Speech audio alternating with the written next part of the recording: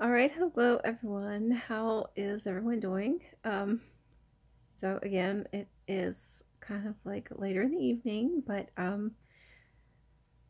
I wanted to go ahead and film an update because I in my last video I had an upcoming appointment with a neurologist, and after I went to the neurologist, I kind of wanted to do an update and let everybody know, you know, how that went, what she said, and where things stood from after that point. And camera moving a little bit there. So anyway, that's kind of where I am and what's going on. I went to the neurologist, and I let me back up just a little bit to let you guys know. So uh, before I had gone to the neurologist, I had I've had seen a few other doctors before that. I saw my primary care physician, and I also saw a eye specialist because they didn't really know what was going on. If you've seen any of my other videos, this eye right here, it normally is just like constantly like twitching all the time. It just never stops. Um, in order to try to, slow that twitching down and give me a little bit of relief, they gave me some anti-anxiety medicine, which was called Klonopin. And it's just a really, really low dose, but I take it twice a day. So it did take a little bit of time at first. It did, I took the medication, and it took a few days for it to kind of build up in my system and start working. And then, but once it did, as long as I take the medication, it kind of like subdues the twitch a little bit. So anyway, I did want to, put that out there. I don't know if I stated that last time or not. Now, the one bad thing about taking it is that I did not realize that it started to mask other parts of my face that were twitching. Over the weekend, just and like being busy and just kind of doing things, there were a few days where I did not take the medication, and I've always noticed that I have like on my lip right here, occasionally I'll feel like a flutter, and I'll get like like a twitch on my lip where it kind of like just like it'll do like a twitching. And also like right here, like kind of in this line on my face, like right here, it'll kind of do this a little bit.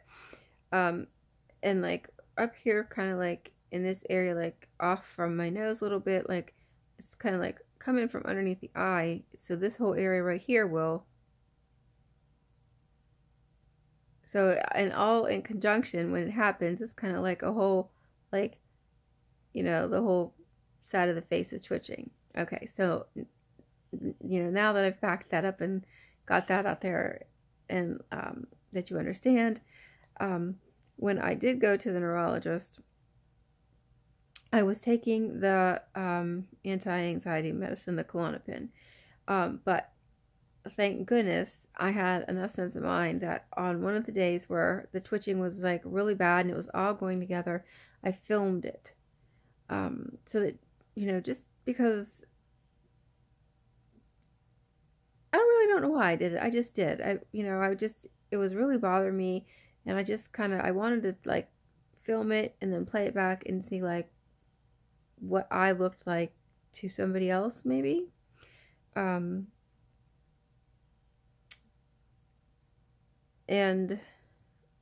I don't know, it bothered me, but anyway, so thank goodness I did. I filmed it so that she could see what it looked like, the severity of the twitching, and what different nerves and so forth were involved.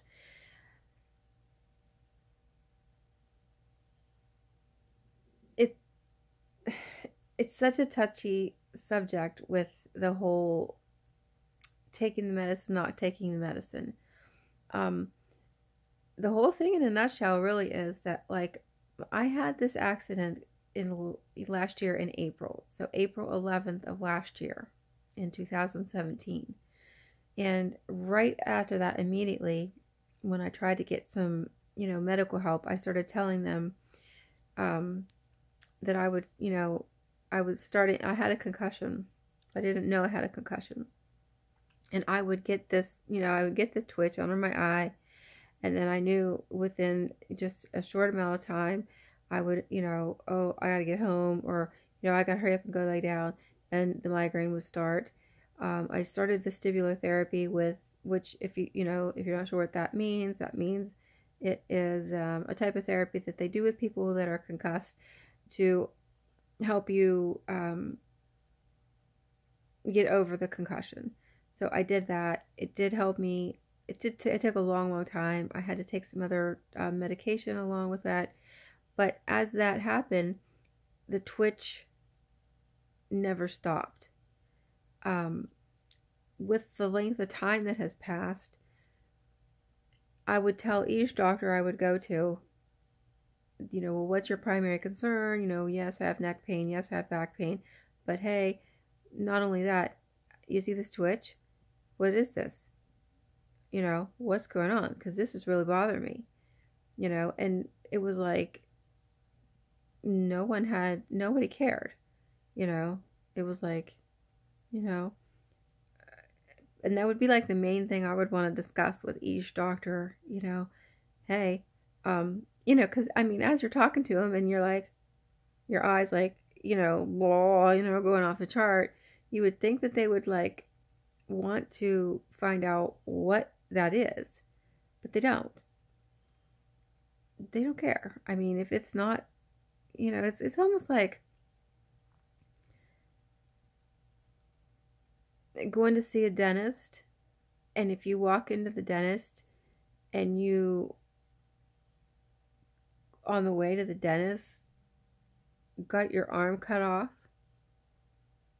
but you're a dentist, so you don't deal with cut off arms. They just don't care. So that it's like, well, I don't deal with extremities that have been chopped off. I'm a dentist. Okay, well, my arm's fallen off. Do you think that maybe you might? It's almost like kind of like that whole scenario. It's like, yeah, I get it. You are, not this type of doctor, but do you see this? You might think that maybe you should send me to somebody, or, so anyway, it just is disturbing that, almost after a whole year time had passed, if they would have caught it sooner, the whole damn left side of my face wouldn't be contorting. And I really don't, I don't like to make the videos with my face doing that. Because I'm not doing this for like sympathy or, anything, feeling bad for me or anything like that. That's totally not why I do the video. Actually, when I started these videos, I didn't even had nothing to do with this. It's just, it just was my channel, Life, Love, Chaos, and Dogs. And so this is just a part of my life, and this is just what occurred, in my life. So it's just become a very big part of my life now. So I would, I guess it would be with anybody if the side of your face started twitching like you had Tourette's syndrome. It would be concerning to anybody. So anyway, the neurologist was really a great lady. I was really concerned that I was going to get a neurologist that didn't know anything about hemifacial spasms, that that she kind of just didn't really, I don't know, I had a lot of fears, but she was a great, great lady. I really liked her. She was very progressive in how she thought about things. She was very proactive in things, and so I felt great about that whole situation. Hopefully, her and I will get, along well, continuing on in the future. So she does have a huge list of tests that I have to go through. Just because it is accident related, she wants to make sure that she rules all these other things out so that, they can't come back and say, well, how do we know, that it's not this, this, and this, X, Y, Z. And that way she can say, because we've already ruled this out, And what she kept saying is, I guess that anytime you have anything to do with any kind of spasms or whatever, it's the seventh cranial nerve. So I have a lot of reading that I'm going to do and study up about this seventh cranial nerve. But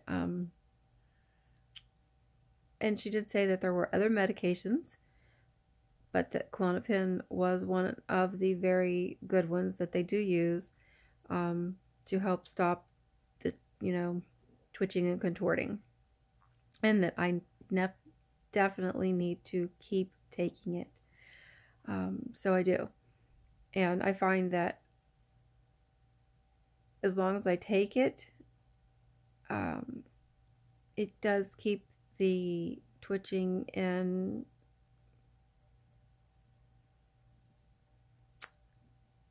spasms at a very minimal as possible. But if I would not take it, if 2 days would go by and I would say, I'm not going to take it, the first day I might be okay, but by that second day you would start to see the twitching coming back, and then when I woke up on the third day, it would be full blast right back to where it was. And she also told me that that is a very bad plan to do, because each time that it gets held back and then you start and stop and start and stop, that makes it worse. So it's either take the medicine and keep the twitching and the spasms slowed down into a minimum, or you let them go and it kind of takes over. So yeah, I'm gonna choose to keep them slow and at bay. So by doing that, hopefully that slows the whole process down to where it will stop spreading, to any other parts of my face. Again, if this would have got caught earlier, I could have stopped the spreading of it as much as it is already. I woke up, I don't know if I documented this in my last video or not, but I don't know, I think it was like maybe, I don't know if it's been a week or 2 weeks now. I'm losing track of time. I woke up in the middle of the night and I wasn't sure, when you're waking up, you're groggy, and I'm like, what's happening? And and then instantly I felt something, on my eye, and it wasn't the bottom eye, it was the top eyelid. So it was this eyelid, and it was just like this. But I mean, it was so hard. It was such a hard spasm that it actually woke me up. And it almost felt like it was going to like take my eyelid and like flip it up or something, I mean, it was just out of control, and like I could feel my eyelashes like curling, and like my eyelid was just like, it was crazy. And you know, it was like in the middle of the night. I ran into the bathroom, turned the light on, and tried to look in the mirror. And because it was spasming so fast and rapid, I really couldn't even see correctly out of that eye. And that really just scared the shit out of me. And at the same time, it really, it really made me mad because, just to know that, again, like if this wouldn't have gone unchecked for so long, this might not be happening. And then it just makes you angry too to know that, if somebody wouldn't have been drinking and driving and hit me, none of this would have been happening. So it's all just kind of, sometimes just gets to you a little bit. So anyway, that's kind of where that whole situation is. I have a lot of testing that I have to go through. Supposedly there's other medication besides the Klonopin that is very helpful for this. But in the long run, there is no escape the fact that I will definitely have to have the Botox injections. Like she said, someday I will probably have to have the surgery. This nerve that, this seventh cranial nerve, where it starts is right back here behind your ear.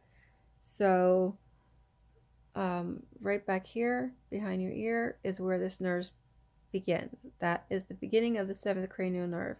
And it comes up, it's through your brain, and it comes up, and it's, behind your eye, and comes down and, controls all the facial movements. So, eventually that's something that I will have to go through to fix this. So when you know that eventually you're going to have surgery that is a brain surgery that is going to have to be cutting into your skull. Yeah. There's no amount of like okayness with that. There's no amount of like, well, we do this all the time. No. It's never going to be okay with me. I'm never going to just be like, oh yeah, they do it all the time. It's like taking an appendix out. No. But, my doctor, like she said, I mean, I really just never even considered it before or thought about it, but she said I wouldn't be much of a doctor if the first thing that I did was just took you right into surgery. No doctor wants to do brain surgery, no doctor, and unless your life is like right there on the line, depending on it. So, yeah, I'll have to go through all the steps like everybody else. So, she said the Botox, depending on the severity of your spasms, some people can get 4 months, some people can get 6 months. It just depends. She said the average is normally about, between 3 to 4 months, sometimes, like maybe 5, but usually about 3 to 4 months.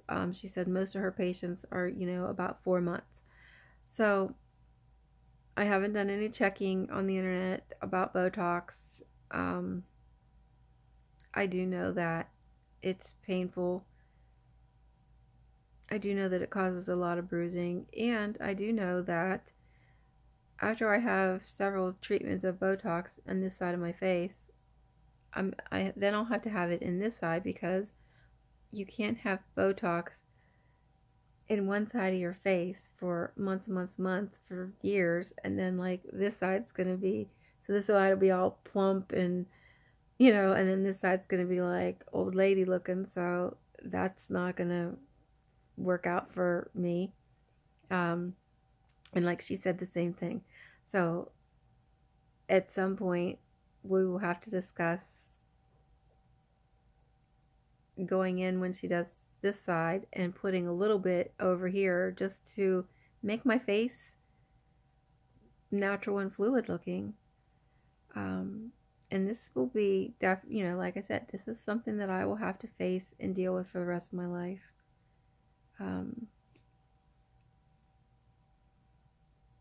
So yeah, it's a lot. It's a lot.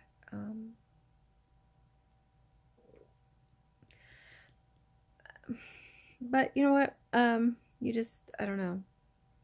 You just have to persevere. You have to get over it. I mean, I guess things could be so much worse. I could have lost my vision. I could have lost the ability to walk. I could have lost a limb, so I have to think about those things and be grateful that I'm still able to get up out of bed every day, that I can still function and do all my normal things for myself, and I need to be glad and grateful for those things, and I am, but just being a truthful and honest person, it is it is frightening, it is scary, it is it's a little bit more difficult to think like it's your face. No one wants to have needles jabbed in their face. I don't think anyone does. I don't. So anyway, I'm just trying to wrap my head around the whole process of it, and but that's kind of where that is now. So the next thing is I'm going to have some testing done. I have to have, this will be like my 5th MRI. Really, it's crazy. So I have to have an MRI of the brain again, but it'll be with contrast and without contrast. Well, actually, that's backwards. It'll be MRI without contrast and then with contrast. I'll have a CAT scan without contrast, with contrast. She's also going to test for MS, and she thinks that she might do the lumbar puncture for that. And I think out of everything that I'm probably more afraid of that than all of them. I definitely do not want a lumbar puncture. Are you kidding me? Oh, wow. I'm sorry. Yeah. Church went on really late tonight. I was at church, and it was like after 9 o'clock, and we were still there. So I think it's probably like 11 or something when I'm filming this. So yeah, sorry about that. So, but anyway, yeah, so I have like all these things to look up, to investigate, like look up, exactly the exact procedure for the lumbar puncture, all these other procedures, and like I want to check out the Botox. But I don't think I'll make it tonight because I'm actually getting pretty tired. But I did want to catch up and do this update, and just keep things on the channel, and this is more, this is like a documentation of all this happening for me too, so that I can go back later and kind of relive all this. But if there's I really wish if there was somebody else out there that was going through any of this, that somebody would comment and let me know what your situation is, and how you're dealing with it. If you take any kind of medication, how does it working for you? Did you like it? Are you glad you're taking it?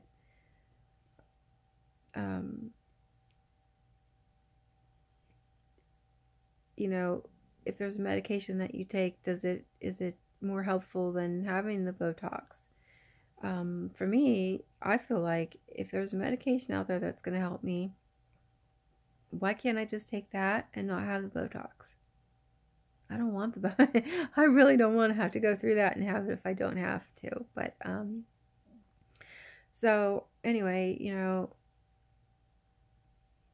I feel like that my videos aren't really reaching the group of people that they need to reach, and really that's really because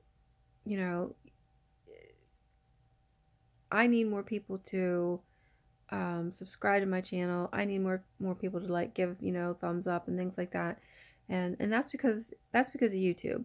That's because YouTube has made it just so hard for people that are little people, the small people that are trying to make it and trying to get our channels started and grow our channels. Like they don't want to like play your videos and publicize your videos if you don't have 10,000 subscribers and 3 shakes of the moon, and what I mean. It's crazy. So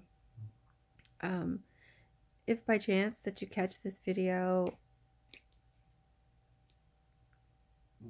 just if take the 2 seconds that it takes you and just give it a thumbs up. It will mean so much to me, and it will help get this message out there, because there might be someone who is going through this and doesn't even know what is happening to them. And if this could reach somebody and they're like, oh my god, yes, that's what I'm going through, and then they can go and they can get the help that they need and get a doctor and say, hey, I have this twitch or this spasm or whatever, I think I might have Hemi Facial Spasms, and it might be like the break that they need to get a doctor and get some help. They might be somebody who's like going through a very lonely, depressed time and feel like they don't have anyone to talk to. Depending on how bad, your spasms are. I mean, like, if I don't take the medication, my spasms are getting pretty bad. And it would make it really horrible to go out in public like that. I'm so sorry. So, this could be this could be a way for someone to connect and feel like they have someone to talk to about these things. If you're having spasms and maybe you don't have any insurance and you can't go to the doctor, you can't get medication, you can't get, but you need someone to talk to. That's kind of like what YouTube was meant for, wasn't it? So that you could connect with people and you could get like your, videos out there and your information out there, and you could help other people and, educate other people and, just get your message out there. So YouTube's just made it like so much harder, and I get it. I do. Like, there were a lot of people out there that were kind of like not doing the things they were supposed to, and so I get it. They had to make things a little stricter about some things or whatever, but for us people that are just starting our channels, like it's made it almost damn near impossible to have a channel and to grow a channel. I think a lot of people start a channel and they just give up. So I don't want to do that. I don't want to give up. And like I said, if nothing else, I will be able to look back and have this video documentation, and there might be something that I forget later on. I can like look back through this and say, oh my gosh, that's right, I remember this, or I might just be able to look back and just have this just for my own personal, record of things. So I'm not gonna just abandon this channel. I hope, like I said, I really hope that I can reach more people,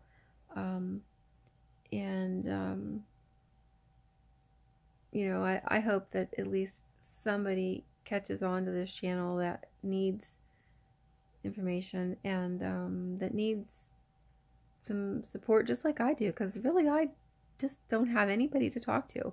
I don't know anyone that's ever had, facial spasms. I don't know anyone that's had Tourette's syndrome. I don't know anyone that's had Parkinson's. I don't know anyone that's had anything even similar to this to talk to. So, it's as much a support for me as it is anybody. Like, so if anyone out there catches this video, like, message me something down in the comment, you know what I mean? Like, I need as much information as I can get, and that's how it works. So if I share all the information I have with you, you share information with me, we could start, you start like a little community of things, and that's how it works. So again, if you don't have facial spasms, but you somehow catch this video, just give it a thumbs up anyway, share this video so that somebody else might find it and might need it. That other person might need this. It takes like ding, and you just hit a thumbs up. It's that fast. So just do it. Just do it. You'll do a big good, like your good deed for the day. All right? All right. That's it. All right. So until the next video, stay positive. I'm trying to stay positive, and I'm going through a really, really shitty situation. So if I can do it, you can do it. Really, I say this all the time. There's no one that can be your own worst enemy, more than you. And, what I mean by that is your own mind. You can get in your own mind and your own head, like, and do more damage than anyone. You can put that little time bomb up there, and like, you can do more damage than anyone, because you're that person that every day that you've got to be able to motivate yourself to get up and not be depressed, to get up and say, I don't want to clean my house, I don't even want to get off my couch, I don't even want to brush my teeth. But you got to you have to get up and scrub your butt and clean your house and do the laundry and do the dishes, because you know why? After you do it, you'll feel better. I know, it sounds crazy. You're like, no, but you will. You will. After I do my dishes, I have such a sense of accomplishment. On my kitchen's nice and clean, and I'm like, yes. Or after I clean my living room and everything's dusted and I run the sweeper and everything's like in its place, it's like, yes. So, little things like that are important, So, again, just, you have to be your own cheerleader. You have to, motivate yourself. And at the same time, no one can drag you down more than yourself. Nobody can be harder on you than you. No one can make you feel worse than you do, No one can make you feel more guilty about something than you already do. So stay positive, just stay on top of things, stay positive. It's a hard thing to do, but you really have to try, Don't let depression sink in, because once it does, it's a hard place to climb back from, So stay positive. And I always say this all the time, and this is a proven fact, and you can look this up, but, pink is one of the most positive colors in the world, and I try to wear pink as much as I can every day, whether it is socks, a scarf, a hat, something on my coat, a pin, whatever, I own a lot of pink. So anyway, stay positive, wear pink, and the most important thing is gotta kiss your puppies. You gotta kiss the puppies. And it doesn't have to be a puppy. I say puppies, but that just is a general, like, whatever animal it is you have. Love your animals. Like, you got to love your animals. Like, it is what makes the world go round. My dog is laying on my bed right now, and believe me, she's what gives me hope and strength, because no matter how bad I feel, she's right there. She is right there. It doesn't matter. It doesn't matter if my face is twitching like, you know, tap dance on the side of my face routine. She don't care. She don't care. She loves me anyway. She could care less if my face twitches. She don't care. She likes it. She thinks it's plain. She thinks we're winking and, she doesn't care. So, animals love you for what is inside. They love you for how you treat them. They love you for what, you're going to, give to them, and what they're going to give back to you is 100 times more. So, kiss your puppies and live a good life. So, I guess that is really it, and I'll see you in the next video. And I should have a lot more, like, good information that I can give you. I'm hoping that I can actually film some of the testing that she does, and I think that would be like really, really, really good content to put on YouTube. So anyway, thumbs up, subscribe, share, and I'll see you in the next video. I love you guys all. Next time.